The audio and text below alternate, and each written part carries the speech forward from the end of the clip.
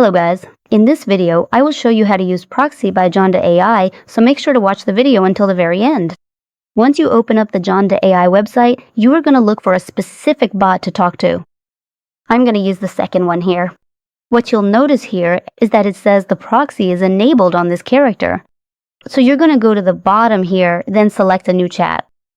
Then you're going to go to the top right corner where the three horizontal lines are. Select API settings, then we have different options here.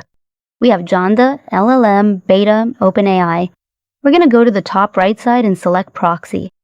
After selecting Proxy, under Proxy API settings, where it says the model is going to be on custom or default, you're going to change this to OpenAI presets. Then you're going to go and select the drop-down option there, and you can change it to a specific model that you like. So we have GPT-4 and GPT-4 Turbo.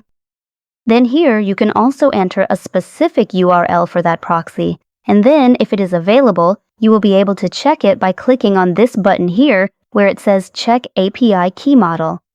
And that's it! You are done!